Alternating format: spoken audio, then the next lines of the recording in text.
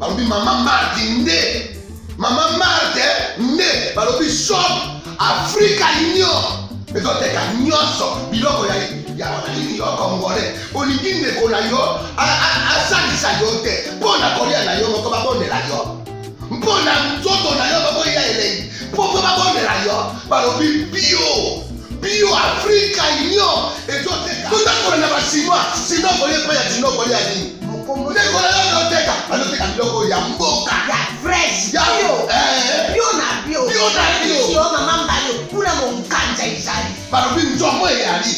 Nkuba baniwa. Balobi enjenje ezali. Zakomba kanganya kwe mpoto ya mbise za. Balobi nyama ya botu ya bokombo to ezaga ne. Kala ngando ndenga lali na basi. Oyebike na sutu. Ezako dia na peti. Po Maman Marthe. Ya soro. Po bato comprendre te. Mawa. Ba Congolais. Où allons-nous? Où allons-nous? Pona kolia na bino moko. Ba bonne ya bino kalinyo. Kolia na apeti. Choko na yo.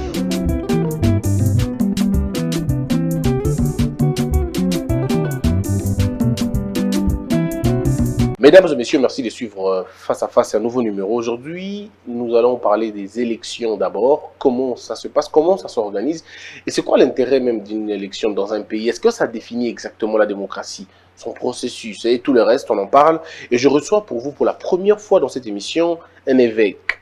Il est l'évêque, ça veut dire le pasteur des pasteurs. Et on parle avec lui, son nom c'est l'évêque Ejiba Yamapia Évariste. Il est évêque de l'église pentecôtiste des secouristes EPS. Il est écrivain et conférencier. Dans peu de temps d'ailleurs, il nous donnera le programme de sa conférence sur le leadership, qui est une notion très essentielle pour la gouvernance, parce que qui ne peut pas comprendre des questions simples de leadership ne comprendra peut-être jamais des questions complexes de la gouvernance. Évêque, comment allez-vous? Christian, je vais très bien. C'est un honneur pour moi de vous recevoir.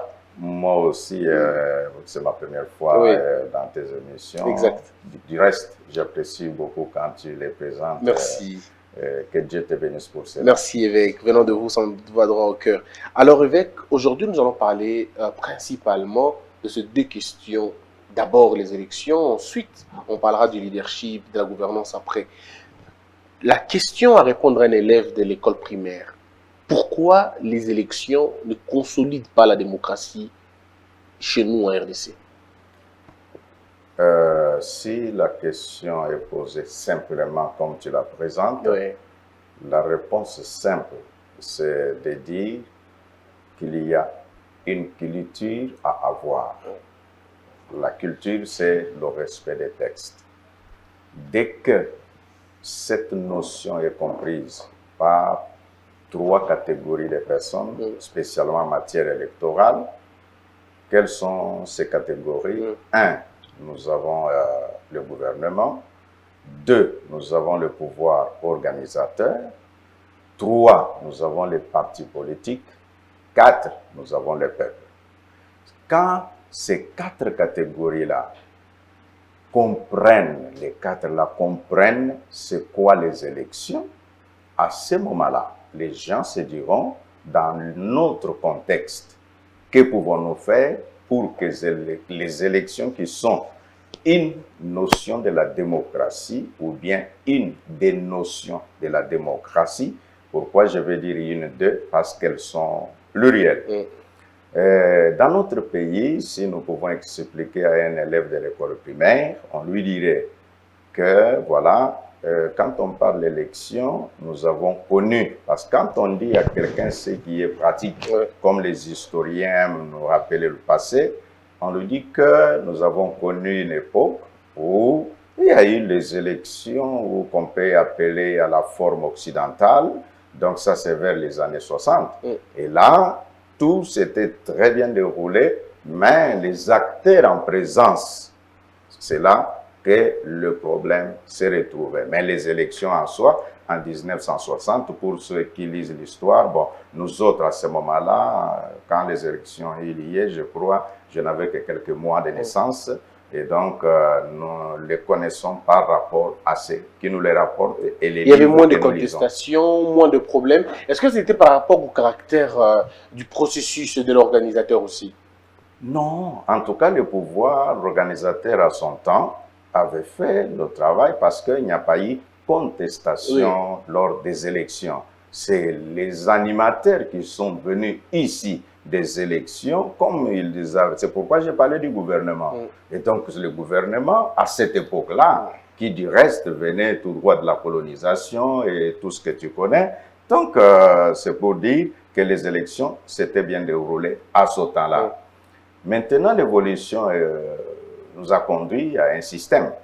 Le système pour, je ne sais pas toi-même, tu avais quel âge, nous qui entendions parler des élections, on nous a parlé de bulletins rouges et bulletins verts. C'était en quelle année?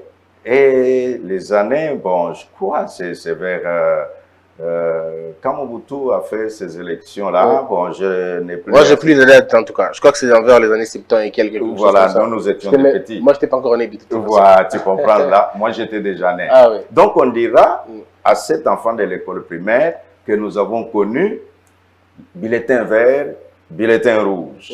Qui dirait, tu es d'accord avec Mobutu, c'est bulletin vert, tu n'es pas d'accord, c'est bulletin rouge. Mais quand vous arrivez aux urnes, les bulletins rouges n'existent pas. Il n'y a que les bulletins verts.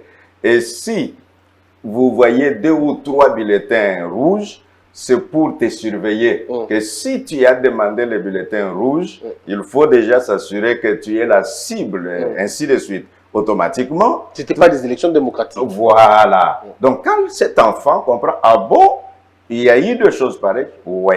Et maintenant, on va évoluer avec lui pour lui dire, voilà, les choses étant, parce que le monde est en pleine évolution, il y a eu les élections en 2006. Même pas. Avant 2006, il y a eu les élections de Laurent Désiré Kabila avec la main levée au stade, ainsi de suite. Et tout ça, bon, ça, c'est une forme. Oui, une forme. Oui. Ouais, on appelle ça les élections populaires. Populaires. Ouais, ou juste... Il n'y a pas trop de garanties. Non, il n'y a pas de garantie.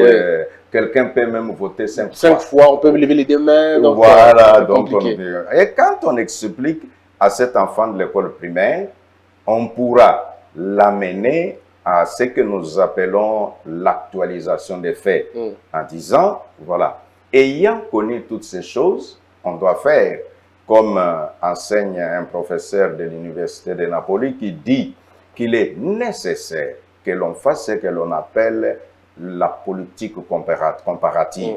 Donc, dans ça, on doit amener les différents régimes d'abord, et on prend les différents systèmes électoraux, et on explique. Or, pour expliquer ces choses, l'OTAN, selon ce que disent les parleurs, ne pardonne pas tout ce qui s'est fait sans lui.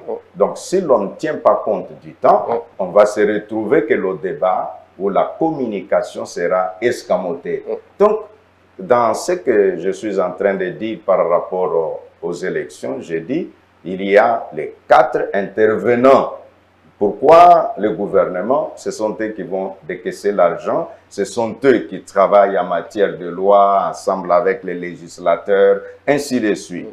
Pourquoi le pouvoir organisateur? Parce qu'on a dit que le gouvernement ne peut pas organiser, parce que dans le gouvernement, c'est plein de politiques qui ont besoin du pouvoir. Il faut qu'il y ait un groupe de gens qui peuvent les départager. Et on explique le rôle des partis politiques, on explique ce qu'ils doivent faire. On se retrouve parfois, les partis politiques ne faisant pas aussi leur part, l'autant qu'ils peuvent être avec les gens qui vont leur accorder les suffrages.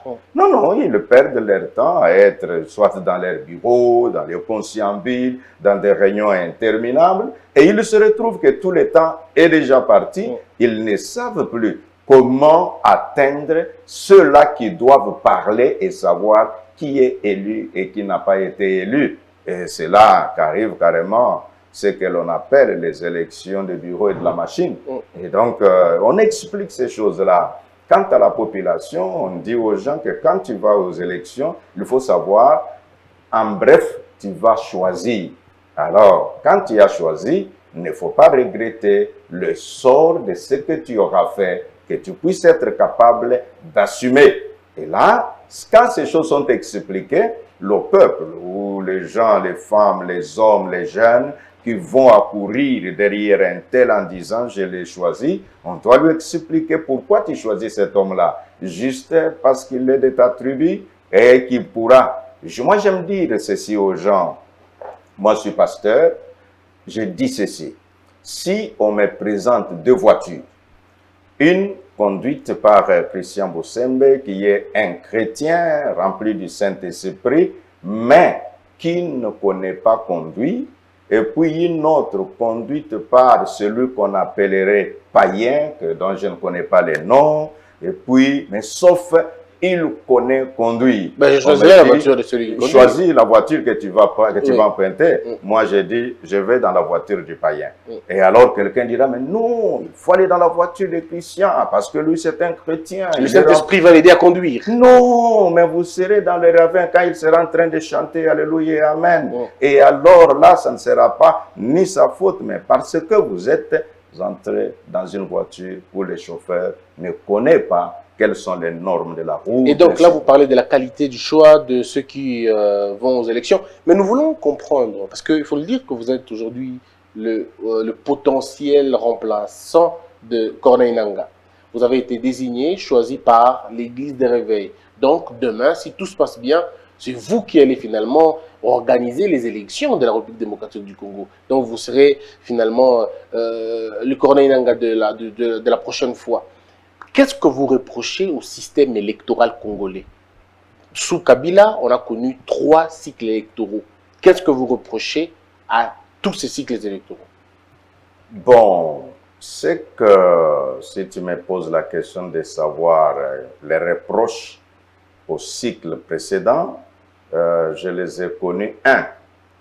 En 2006, j'ai participé moi-même comme candidat. Et puis, j'ai été élu ici dans la province de Kinshasa, et j'étais élu député national.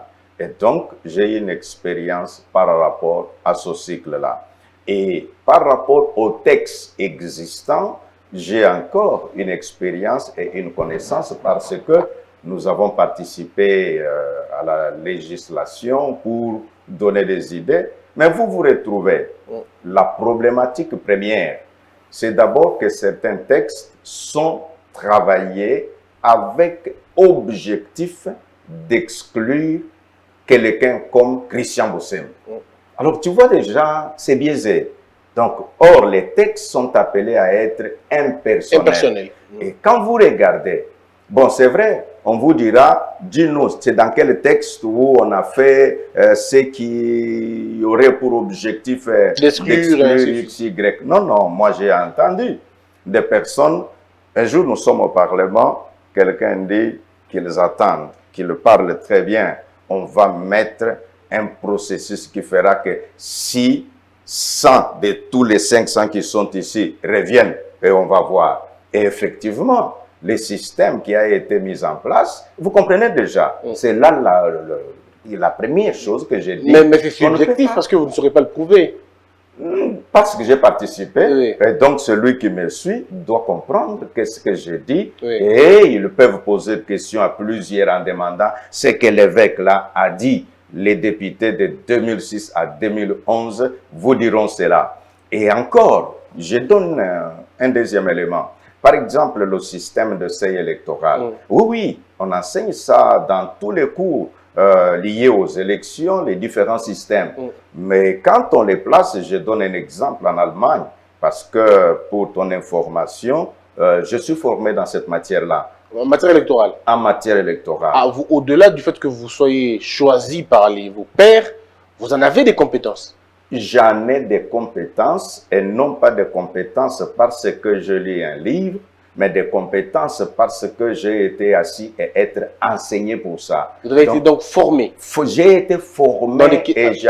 Pardon? Oui, vous avez été formé sur des questions électorales? Sur des questions électorales par la branche de l'université, Harvard University aux États-Unis. Et donc, je suis certifié.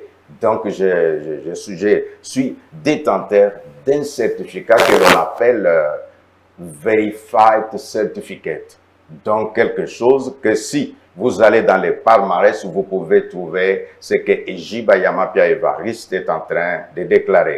Donc, je vais dire que j'en ai les compétences. Je ne parle pas juste parce que j'entends quelqu'un dire ici et là. Mais vous savez, avec la compétence ne suffit pas. Dans cette matière-là, il faut beaucoup plus d'éthique, beaucoup plus de personnalité, beaucoup plus de probité. Parce qu'on a vu qu'avant vous, il y a des hommes et des femmes qui ont aussi fait des études comme ça. On dit que Nanga a été quelqu'un de très pertinent techniquement, et bien d'autres d'ailleurs. Mais après, à un moment donné, on les accuse d'avoir été manipulés, instrumentalisés, sans probité, sans morale et ainsi de suite.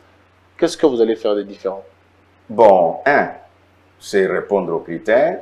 Les critères, on a dit 3 choses importantes spécialement pour nous qui sommes ici du monde ecclésiastique.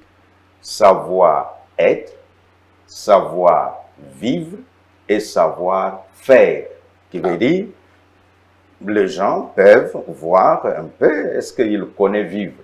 On voit les gens avec lesquels, avec toutes les quelques responsabilités que j'ai eu à assumer dans ces domaines-là, ils comprendront ce que je dis. Savoir-faire, qu'est-ce que j'ai déjà fait. Et dans ce que tu disais, parce que tu me posais la question de système électoral, qu'est-ce que nous pouvons ou apporter de plus? Corriger. Ouais. Il y a 2 notions importantes que si on nous accordait la chance de le faire, 1, la notion du leadership, 2, la notion managériale. Alors, ces 2 notions peuvent marcher comme des jumeaux ou des jumelles. Avec ça, on peut arriver à... Bon, il n'y aura pas quelque chose de parfait. Il y aura tout ce que l'homme fait. Vous savez, même les écrivains disent toujours que toute œuvre humaine ne manque pas de perfection. Voilà. Et donc, je ne dis pas que moi là, je vais faire un bâton magique que je vais offrir, jamais du tout. Est-ce que vous allez limiter le taux, sinon le degré de la contestation? Est-ce que vous permettrez aux élus d'être rassurés qu'ils ont véritablement été élus? Est-ce que vous permettrez aux électeurs de se rassurer que ma voix va certainement aller à telle personne, à telle direction et pour telle chose? Quand nous parlons de capacité managériale, qu'est-ce que c'est qu'un manager? Parce que un président d'une structure, du reste qu'on appelle d'appui à la démocratie, comme la CENI, doit être d'abord un leader. Le leadership se définit par un homme d'influence.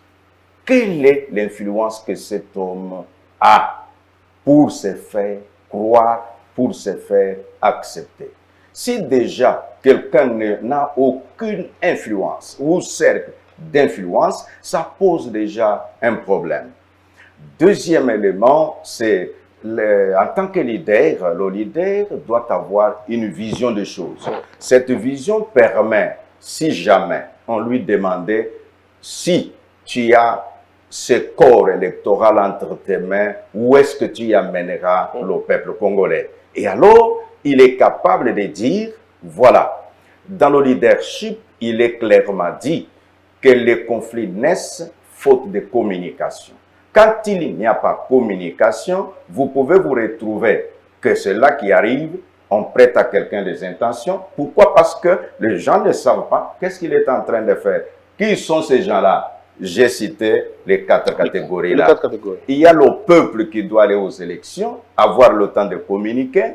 Et les communications devront savoir que ça ne se limite pas sur le fait que j'ai fait un point de presse à la télévision, donc j'ai communiqué. Non, il y a ces gens-là qui n'ont pas l'accès à la télévision, surtout dans notre pays, aller dans des villages. Vous allez vous retrouver que tout se passe par rapport aux camions qui arrivent et qui reçoit les courriers et qui en amène d'autres. C'est là que les gens recevront, pour ceux qui lisent, un journal qui est apparu il y a un mois. Alors tu vois déjà, si les canaux de communication n'ont pas été bien établis, il y aura des gens qui vont vivre dans l'obscurantisme total. Alors, mais qu'est-ce que vous allez faire par rapport à... Parce que quand je posais la question de savoir qu'est-ce que vous reprochez au système, Moi, j'ai posé la question à plusieurs personnes. Ils m'ont dit que le mal était dans le verre, le mal était dans la loi électorale, dans son organisation, dans son idée, dans sa perception et sa conception électorale. Qu'est-ce que vous allez changer radicalement dans ça? Ceux qui disent doivent savoir que les agents, qu'il soit le président de la CENI, son vice-président et les autres, ce ne sont pas eux qui sont les législateurs.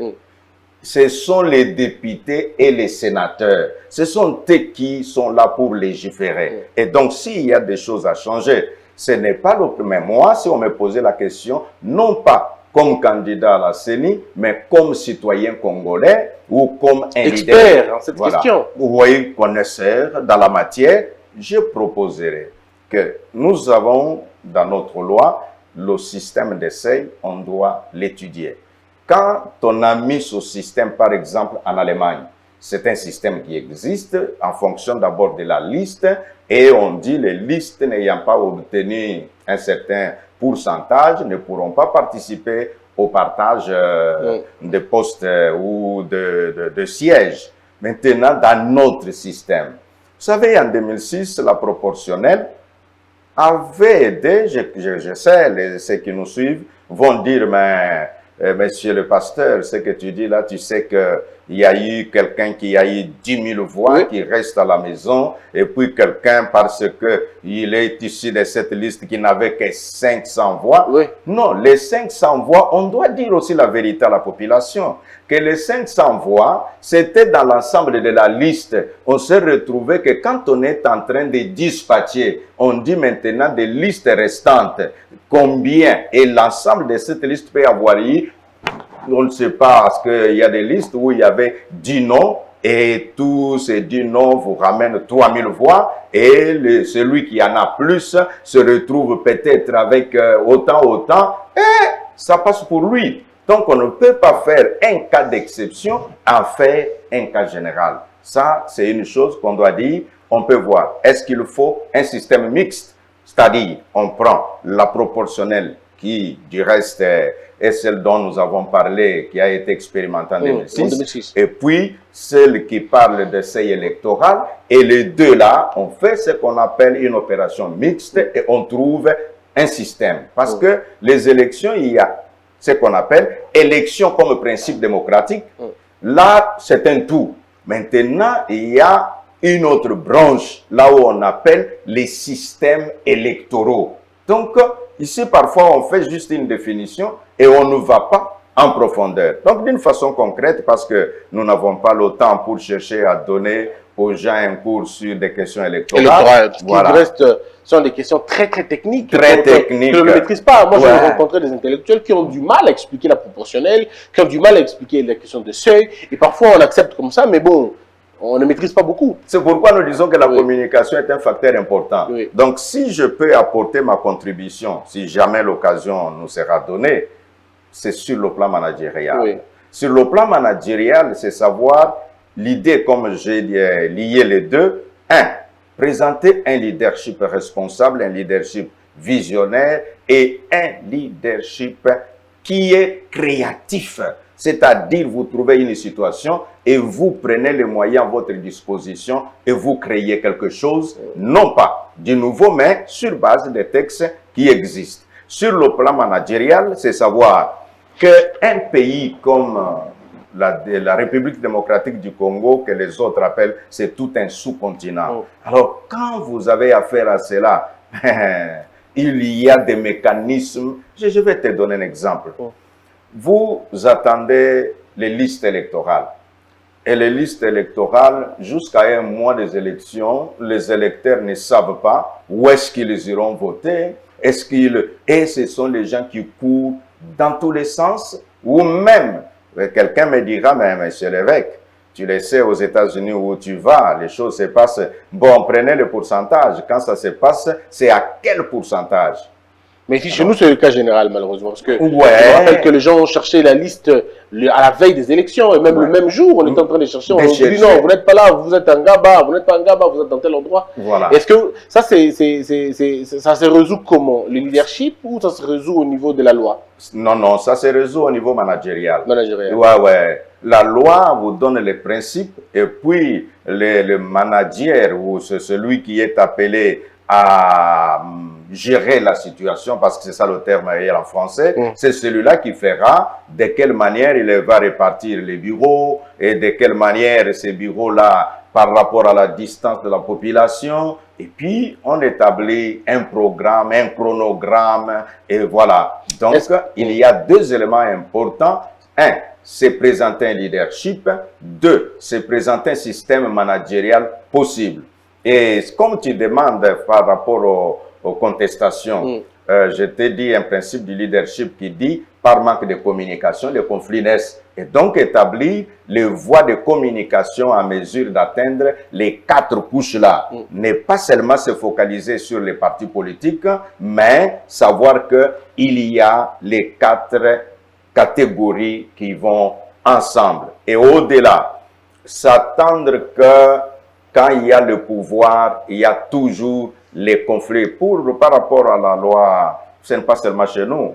Je suis ce qui se passe aux États-Unis. Oui. La difficulté aujourd'hui, quand Hillary était avec Trump, Hillary a dit, si c'est comme ça, on doit revoir un peu cette affaire des collèges électoraux. Pourquoi? Parce qu'il se retrouve, c'est elle qui a été votée par le peuple, mais désavouée par le collège électoral. Et on arrive aujourd'hui, Trump-Biden, et je n'ai pas besoin d'entrer trop à l'intérieur, mais tout ce qui suit l'histoire. C'est pratiquement le contraire. Parce que je me rappelle que Donald Trump était pour le collège électoral quand il était contre Hillary Clinton. Mais maintenant là, il est contre le collège électoral, il les traite finalement des petits messieurs, des gens qui n'ont pas de conviction, ainsi de suite. Alors, mais nous, par exemple, aujourd'hui, si on vous pose la question de savoir, est-ce que notre système électoral n'est pas lui-même porteur des germes de la contestation? Est-ce qu'il n'y a pas trop d'ambiguïté autour de ce système-là? Est-ce qu'il n'y a pas trop de germes de fraude déjà en amont? Oui, les germes, la grande discussion se retrouve au niveau de ce qu'on appelle la centrale de compilation. C'est là qu'il y a souvent le problème. Oui. C'est ainsi, si moi, je peux avoir une opinion à donner, c'est de dire non, on doit carrément annuler ce centre de compilation. Je sais que ceux qui connaissent des questions électorales vont dire même, monsieur le pasteur, explique-nous, parce que les voix viennent de part et d'autre, et alors, quand sans centre de compilation, comment vous allez faire? Cela deviendra juste comme un assemblage, c'est-à-dire, les voix sont arrivées, parce que surtout quand on fait à la machine, si la machine est bien travaillée. C'est pourquoi dans des pays développés, on a les résultats le même jour, parce que tout le monde observe comment ça tombe. Quand il a appuyé sur tel bouton, directement la centrale reçoit que candidat Boussemba ait une voix. Et la centrale électorale est en train de mettre dans ton panier. Et on voit même comment la tendance est en train de monter. C'est là que vous voyez, donc cette centrale ne sera pas là pour modifier ce qui existe, et ce qu'on appellera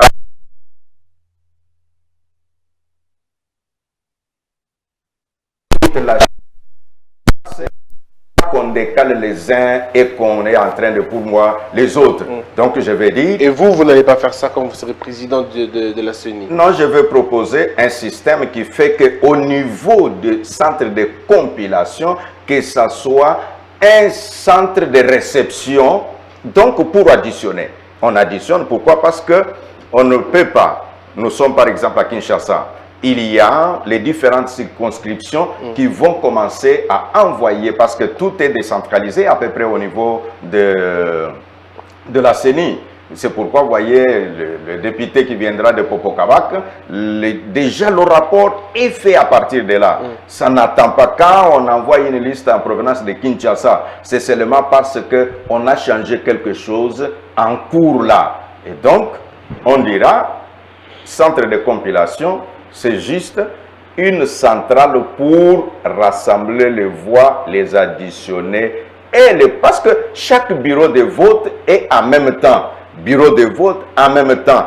Dépouillement en même temps. On affiche les résultats. Les résultats sont affichés. Donc c'est à vous de les mettre ensemble et puis dire, quand nous avons pris le tout ensemble, si c'est par rapport au seuil, voilà, les listes qui ont obtenu ont été retenues. Les listes n'ayant pas obtenu le seuil là ont été écartées et la proclamation se fait plus rapidement. Aujourd'hui, alors il y a une autre question, c'est celle liée à la politique. Voilà.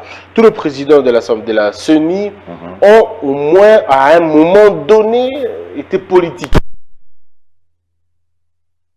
On a vu dans leur façon de parler, on a même vu M. Corneille Nangaa par exemple dire que son travail n'était pas celui de redonner la confiance aux gens. Pourtant la question électorale est une question essentiellement basée sur la confiance. Alors on a vu parfois des propos déplacés des présidents de l'Assemblée, pardon, de la CENI. On a vu une proclamation des résultats dans un char de combat. Alors à la fin on se pose la question, vous, qu'allez-vous faire?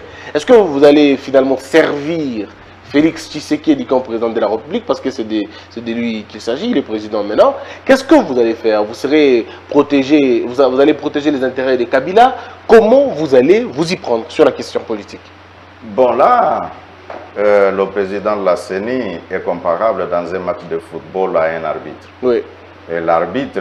Un arbitre qu'on voit très souvent dans le vestiaire de l'autre camp. C'est assez compliqué. Mais oui, c'est assez compliqué, mais à des moments, quand vous sentez déjà l'arbitre, cette équipe dit non, il les a favorisés. Et au deuxième mi-temps, la même équipe qui disait oh non, il a favorisé l'autre. On sait que là, il est juste. Oui, il est juste. Oui. Mais si c'est même... Toujours un camp qui protège, parce que ce qu'on a vu à l'époque, c'est, toujours dans votre même exemple, l'arbitre, lorsque c'est un camp qui tombe, l'arbitre vient vers ces camps-là. Voilà. Lorsque c'est l'arbitre qui tombe, le camp que l'arbitre a soutenu vient entraîner l'arbitre qui commence. C'est compliqué. Non, non, là, ça devient compliqué. Alors, qu'est-ce que vous allez faire?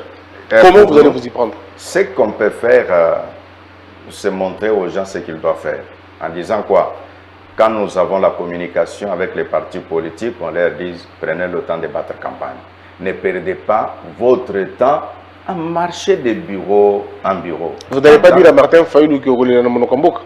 Comme on a dit à Étienne Tshisekedi. D'abord, comme évêque, je ne peux pas m'attaquer à un individu. Je ne peux pas. Mon éthique ne me le permettra pas. Et tu as dit que les uns étaient un peu, ils avaient toujours une colère. Ces gens n'ont pas été choisis par les églises. Oh, comment ils sont arrivés? Non, non, ce sont les politiciens qui disent, bon, c'est ainsi, vous voyez même l'appartenance, vous vous retrouverez que quelqu'un qui n'est pas des églises de réveil, bon, que voulez-vous, on lui dit, tu portes le chapeau église de réveil. Bon, l'homme de l'église de réveil sans force, qu'est-ce qu'il va dire? Il ne pourra que dire, oui, oui, il est des nôtres, même si dans son cœur, il le sait qu'il n'est pas des nôtres, mais tandis que moi là, je suis de cette église, la population, ceux qui sont des part et d'autres le savent, et donc j'ai d'abord un ministère à défendre, et j'ai la population aussi qu'il faut regarder parfois d'en face, parce que quand vous ne serez plus président de la CENI, vous reviendrez à l'église pour continuer à prêcher la même population. On a vu déjà pasteurs, on a vu des évêques, on a vu un abbé. C'était un abbé qui a dirigé les élections, on a vu un pasteur diriger les élections, un produit de l'église diriger les élections, mais en tout cas, ça ne pas nouveau. En français, on dit comparaison n'est pas raison. Oui. Et donc, je m'appelle Eji Bayamapia Évariste, je suis évêque, ça fait plus de 30 ans que je suis pasteur, je dirige les gens, et donc je crois que j'ai un ministère à préserver, j'ai l'honneur à préserver, et puis je pense, si on me faisait confiance, nous pouvons aider tant soit peu, parce que le conflit, comme tu as dit, ce n'est pas évitable, parce que le leadership marche ensemble avec les conflits, et de deux, comme ce qu'on peut faire, c'est travailler de manière à réduire les contestations. Donc les réduire, dire qu'il faut éliminer les contestations. Non, non, il y a des contestations. Il y en a, oui. Je peux travailler de manière à les réduire. Comment? En jouant sur le temps, comment en parlant avec les gens qui sont engagés dans le processus, comment en expliquant à la population et de quelle manière, en montrant au gouvernement ce qu'il doit faire, s'il faut décaisser, qu'on les fasse à temps. Et voilà les quelques principes qui peuvent être mis en place en abrégeant en 2 mètres mots, faire le leadership, faire le manager. Et ces deux peuvent aider à trouver quelque chose de bon pour le peuple congolais. Est-ce que vous appartenez à un parti politique? Non, à aucun. Vous êtes proche d'un parti politique? Non. Est-ce que... Je suis évêque. En tant qu'évêque, dans mon église, vous avez tout le monde. Les gens de l'IDPS sont là, les gens du PPRD sont là, les gens de l'UNC sont là, les gens de Martin Fayoul sont là. Donc, je suis vraiment... j'accuse une neutralité d'abord par mon esprit. Est-ce que vous avez une relation familiale ou amicale ou professionnelle avec un des potentiels candidats aux élections présidentielles? Dans ma connaissance, non. D'accord. Et vous nous jurez que jamais vos relations ou vos acquaintances ou vos sentiments personnels ne vont supplanter votre moralité et votre éthique pour le bien-être de ce pays? Dans le leadership, on dit très bien que la vision marche ensemble avec l'idéal. Et donc, si cela nous arrivait, il y a l'idéal. Il y a la République démocratique du Congo. Il y a ce peuple. Il y a cette image d'une république qui doit quand même se présenter dans les concerts des nations, où on peut dire, est-ce qu'on ne peut pas se dépasser et faire ce qui est bon, ce que l'on connaît faire. Alors, quelle est l'étape qui vous reste à faire pour devenir président de la CENI? À l'étape actuelle, non, il y a autant, tout est presque, comme qui dirait, le recommencement.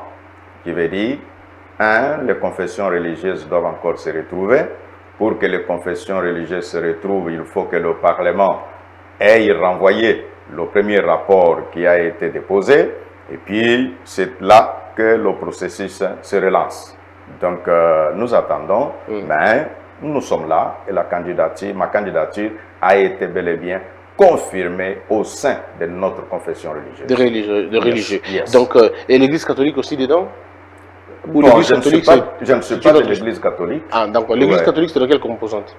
Non, il y a 8 confessions religieuses. Ah, ok. Nous avons Église de réveil, Oui. Église indépendante, Armée du salut, kimbanguiste, musulmans, catholiques, protestants, orthodoxes. Ok. Donc les 8 là, ça fait le nombre de confessions Ok. religieuses reconnues dans ce cadre-là. Et vous, vous êtes choisi par L'église de réveil. par d'abord. l'église de réveil. D'abord. Et tous les autres... Et quand ils arrivent dans les 8 là, Oui. oui, les 8, ils ne viendront pas main vide.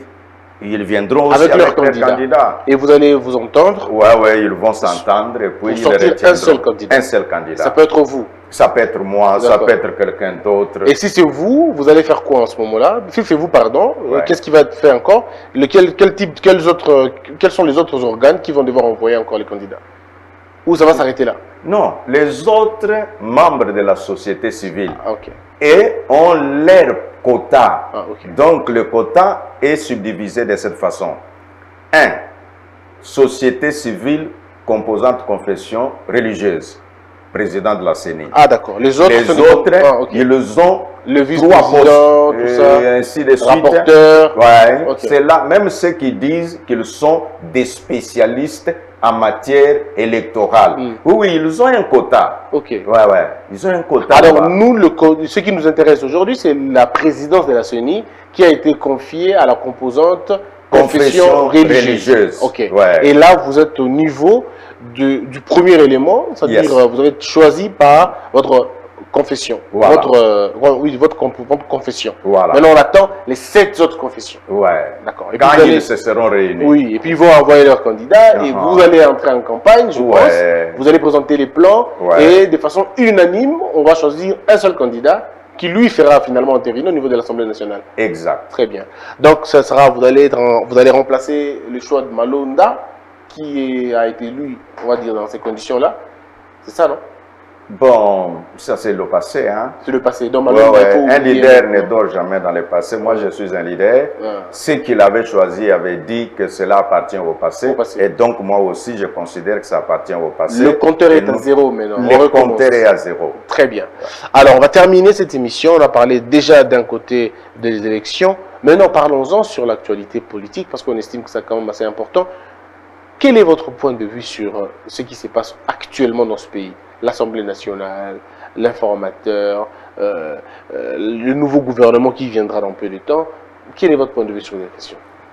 Bon, tu as promis à nos amis qui nous suivent en ce moment que nous parlerons aussi de cette grande conférence Oui. sur le leadership. Si, ça sera le dernier point. C'est bon. Mm. Alors, de ce qui se passe en ce moment, nous, donc je suis chrétien, je suis leader religieux, nous prions beaucoup pour notre pays et la direction que le pays est en train de prendre, ça nous donne une lueur d'espoir et tout ce que nous pouvons dire est que oui, l'informateur, c'est vraiment légal. Il est là, il va dégager la majorité. Si je me prononce, c'est de dire que la bénédiction de Dieu soit sur l'informateur et que les députés qui se rapprochent de l'union sacrée soient sincères dans leur état d'âme, qu'ils veulent maintenant servir la nation. C'est cela notre prière. Ce qui se passe à l'Assemblée nationale, bon, chaque chose a sa fin. Hein. Ça commence et puis ça termine. Cela signifie qu'il y avait un bureau, le bureau n'est plus, nous attendons un nouveau bureau et que Dieu puisse aider le bureau d'âge pour qu'il dirige le débat. Et puis, je peux te dire, j'ai apprécié de la manière dont le président du bureau d'âge avait dirigé les séances là. Moi, comme un député honoraire, et je voyais un homme d'expérience, un homme calme, très posé. Et vous sentez qu'il connaissait ce qu'il faisait. Oui, oui. Et là, j'ai beaucoup apprécié. Et nous disons là que le bureau qui viendra, qu'on nous donne également des personnalités ou des hommes capables de pouvoir animer le débat avec beaucoup de sérénité, pas sans trop de tralala, savoir quand est-ce que, parce que ces gens-là sont des adultes avec leurs ambitions, comment est-ce qu'on peut les calmer sans permettre les agitateurs d'aller ou d'amener le débat dans tous les sens. Donc, notre prière, que Dieu mette l'homme qu'il faut à la place qu'il faut. Alors, la conférence, parlons-en. Une conférence que vous préparez sur le leadership. Est-ce que vous accordez beaucoup d'intérêt sur le leadership? Pensez-vous que si le pays ne se développe pas, c'est parce que si on n'a pas un très bon leadership ou on n'a jamais défini un leadership organisationnel? Bon, quand on parle du leadership, le premier principe de la société, pour les experts en la matière, là je vais citer John Maxwell qui dit « Tout marche, tout tombe à cause du leadership. » Tout le monde le sait. L'entraîneur n'est pas joueur sur le terrain. Si l'équipe, ça ne marche pas, je te donne un exemple pour ceux qui suivent les sports, notamment le football. Il y a eu l'équipe Barcelone contre Bayern et Barcelone s'est fait avoir 8-2 le même jour. C'est le leadership qui a été attaqué. C'est vrai, quelques joueurs ont perdu le poste, mais d'abord, l'entraîneur parti le même jour, le président de l'équipe était obligé de démissionner.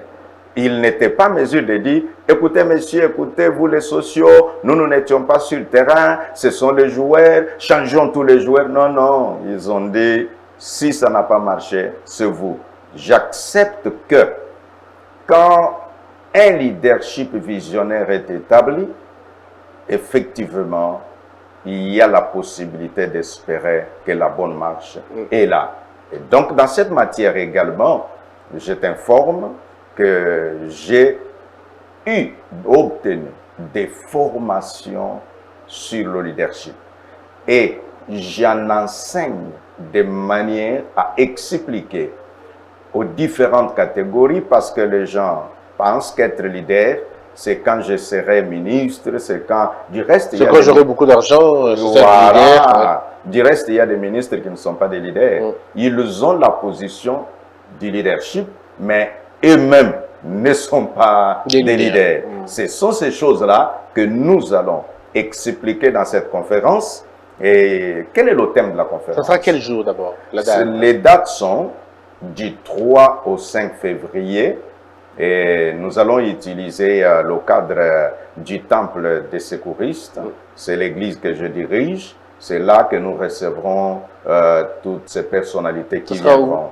C'est à Rigini, sur avenue Wenge numéro 18, quartier Rigini, je disais, dans la commune de Lemba. Voilà. Ok. Alors, c'est quoi les thèmes? Le thème de la conférence, c'est accroître et conserver son influence. Ok. Qu'est-ce que nous voulons dire par là? Qu'il y a des gens qui se retrouvent avec une influence, elle est juste stagnante.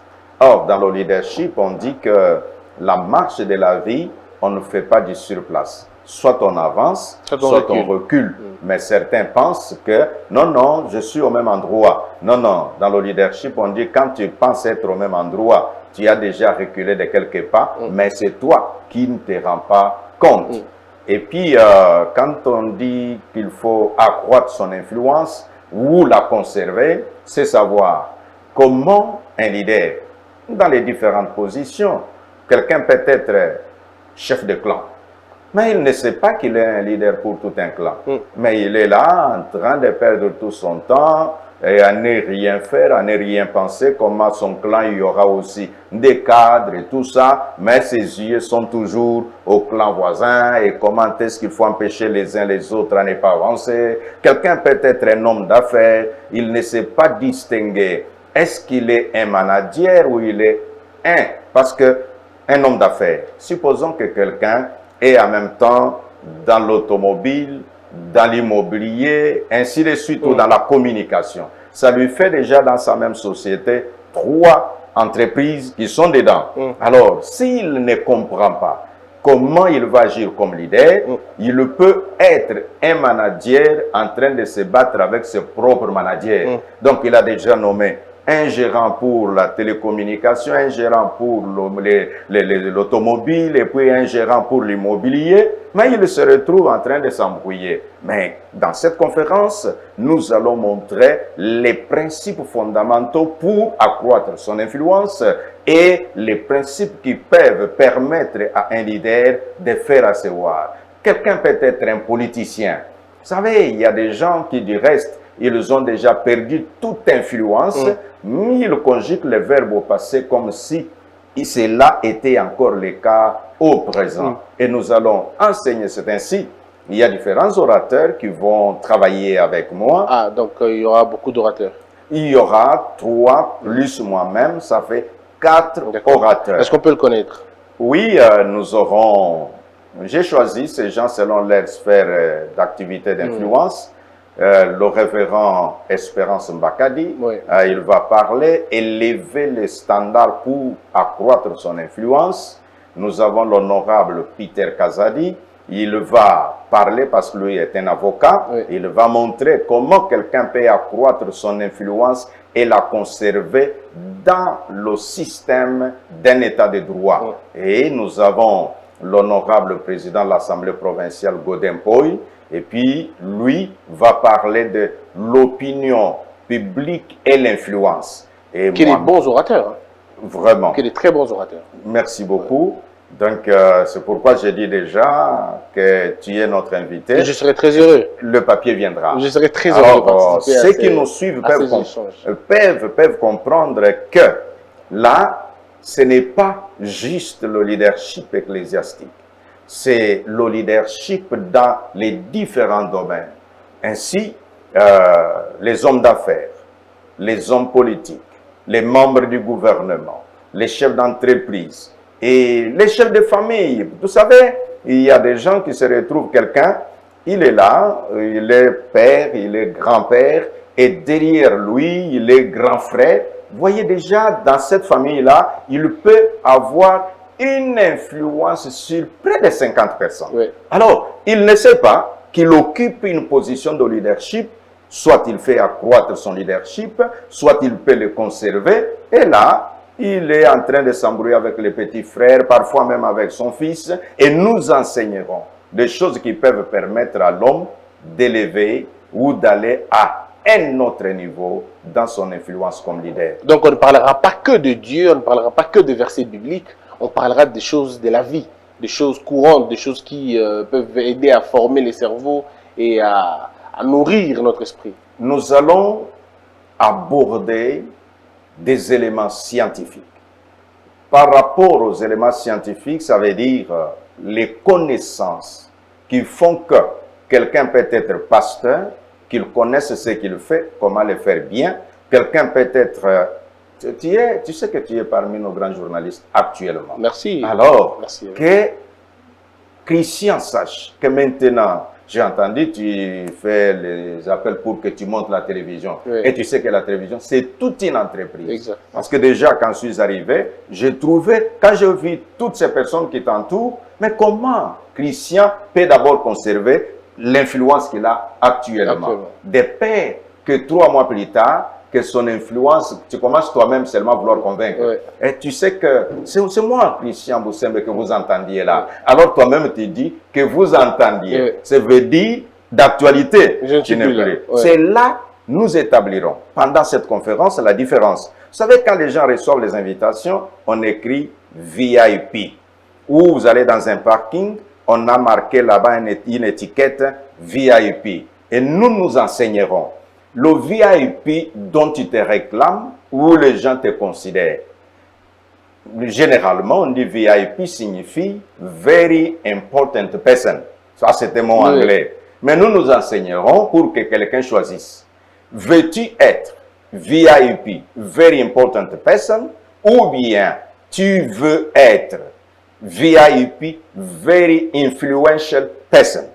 Nous établirons ces deux différences-là à l'homme de choisir après avoir reçu les connaissances nécessaires. Alors ça montre déjà combien ça sera intéressant, mais ça commence à quelle heure, vous dites?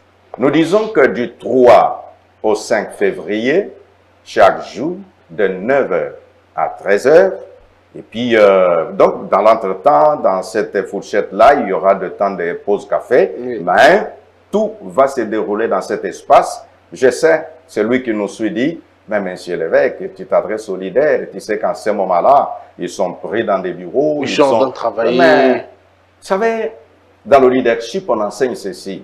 Si tu cesses d'apprendre, c'est aussi de diriger.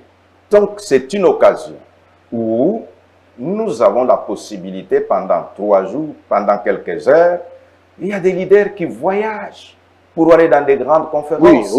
Ils abandonnent les bureaux juste pour écouter. Parce qu'ils veulent apprendre. Alors ici, nous vous apportons une matière avec des orateurs de qualité.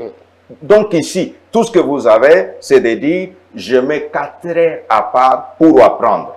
Et quand tu y arrives, tu y apprends, tu retournes au bureau. Et c'est mieux de le dire avant parce que là, c'est comme le mois prochain. Donc on a tout le temps de préparer son agenda, de préparer son calendrier et d'essayer de dégager les choses, les heures pour vous offrir 4 heures, 5 heures. Ce sera très important. Et vous allez nous parler de quoi, vous particulièrement? Moi, je parlerai des principes fondamentaux pour accroître et conserver son influence. Vous savez, il y a des choses, juste parce qu'on a brisé certaines lois, on se retrouve en train de faire le recul. Mais généralement, les gens perdent leur influence par le non-respect des principes liés à l'influence et ils accusent des forces spirituelles. Soit ils disent vraiment on m'a ensorcelé, j'étais très connu, mais maintenant on ne peut même plus parler de moi. Or, ce n'est même pas parce que quelqu'un t'a ensorcelé, c'est seulement parce qu'il y a des principes que tu n'as pas pu respecter et cela a fait que tu commences à reculer. Et nous te dirons, nous enseignerons et je sais qu'après ces 3 jours, ton influence pourra soit te reprendre ou même aller à un niveau supérieur. Est-ce que pour terminer cette émission, est-ce que c'est possible pour quelqu'un qui a perdu son influence à cause de ses propres erreurs, parce qu'il a violé quelques lois, de retrouver son influence et même de la croître davantage? Est-ce possible? J'ai dit c'est possible en vous présentant cet exemple. Savez-vous pourquoi on appelle, autrefois on appelait toujours prison, prison, prison, mais on a changé de terme. On commence à dire c'est le centre de rééducation. Donc, pour dire quoi? Quelqu'un peut entrer en prison et y ressortir quelqu'un qui a compris comment il peut changer, je vais accepter en disant qu'effectivement, si celui qui nous écoute, son influence se conjugue au passé, je dis, il y a des éléments qui te seront donnés que si tu les assimiles d'abord et tu les mets en pratique. Le problème dans l'enseignement des principes est que les gens, il apprend un bon principe, il veut aller le mettre en pratique sans l'avoir assimilé. Non, non, je dis qu'il faut d'abord l'assimiler, le mettre en pratique, et je te dis, comme disent les Français, les mêmes causes produisent les mêmes effets, et cela va se faire ainsi. Et d'ailleurs, il est dit que les principes sont universellement les mêmes, mais c'est seulement leur application qui dépend d'un contexte à un autre. Donc, nous donnerons des principes qui sont universellement reconnus et que chacun de nous, nous-mêmes comme Congolais, nous les mettrons dans les phraséologies congolaises et ça va aider celui qui est en train de me suivre et celui qui viendra en ce moment-là. Congo Buzz vous accompagnera pour diffuser la conférence, si vous le permettez. On viendra récupérer, diffuser pour permettre à ceux qui sont à l'étranger de suivre en temps réel, en direct, la conférence. Merci de cette offre et je dis, nous travaillerons la main dans la main. Merci beaucoup. Alors, on a terminé cette émission. Merci beaucoup. Je rappelle que vous êtes le candidat au poste de président de la CENI. Vous avez déjà franchi la première étape. Vous avez été désigné par votre confession religieuse, ça veut dire l'Église des Réveils. Il vous reste un autre challenge, c'est d'être porté maintenant par la grande confession, la grande composante là, pour finalement devenir président de la CENI et vous réclamez, vous revendiquez le leadership et le côté managérial et vous dites qu'avec vous, les choses vont véritablement changer. Il vous suffit qu'on vous fasse juste confiance. C'est bien cela? Je confirme. D'accord. Et puis, je rappelle que vous êtes évêque de l'église pentecôtiste des Sécouristes et vous organisez une très grande conférence au mois de février, c'est en date du 3 au 5 février. Ça sera au siège de l'église pentecôtiste des Sécouristes, c'est à Rigini. Rigini, avenue Wenge numéro 18 dans la commune de Lemba. Et donc, c'est une avenue très bien connue. Quand vous quittez le rond-point Ngaba, je dirais la 5e avenue, asphaltée. Et puis, l'église est aussi connue dans le quartier. Et il y aura d'ailleurs un grand panneau qui va indiquer nos visiteurs et tous ceux qui vont participer. Du reste, les invitations, et comme Christian nous a dit qu'il va nous accompagner dans cette affaire, et vous aurez des communications de temps en temps. Je rappelle aussi qu'il y aura 3 grands orateurs. Le pasteur Godin Poy, président de l'Assemblée provinciale, aura un thème à lui. Le pasteur Mbakana de l'église Mangembo aura aussi son temps. Et puis l'avocat Maître Kazadi, Peter, lui aussi aura un thème. Ce qui fait que vous aurez 3 grands orateurs. Et plus vous-même qui êtes le hôte de la cérémonie. Vous êtes le hôte de la cérémonie. Et donc, on en parlera. Merci beaucoup à vous, Monsieur l'évêque Ejiba Yamapia Évariste. Merci d'avoir répondu à toutes nos questions.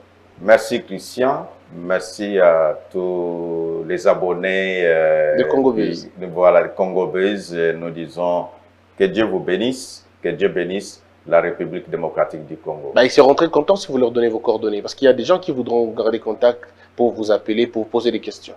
Oui, nos contacts, si vous êtes sur Facebook, vous tapez seulement évêque Ejiba Yamapia. Vous pouvez aller facilement également à YouTube, évêque Ejiba Yamapia officiel. Vous allez trouver certaines de nos publications.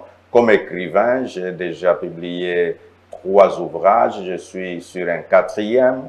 Il y a un ouvrage que les gens aiment beaucoup, comment devenir celui que rien ni personne ne peut stopper. Donc, notre téléphone, vous pouvez facilement nous joindre sur le Vodacom 081. Je disais 08 11494 884. Je reprends 081 14 94 88 4. Voilà. Merci beaucoup, Christian, pour cette opportunité. Merci, évêque. C'en est fini. Merci d'avoir été nombreux. Que la peur quitte nos esprits et que Dieu bénisse la RDC.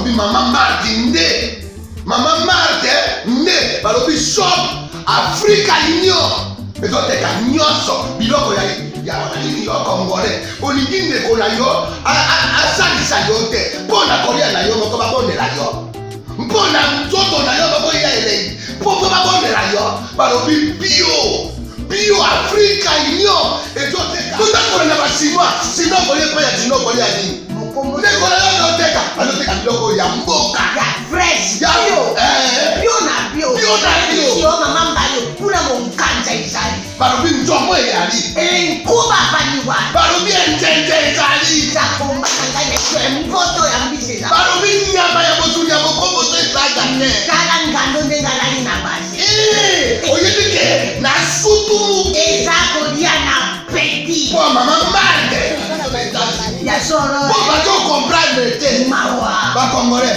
ualonu uaronu mpo na kolia na bino moko bakondela bino kolia na apeti nzongo na yo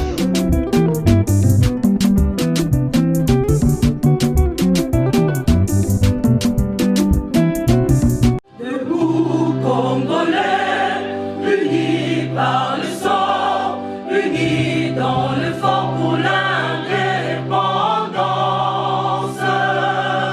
Unis aux hommes, ces hommes noirs, Daïmana, Chinote.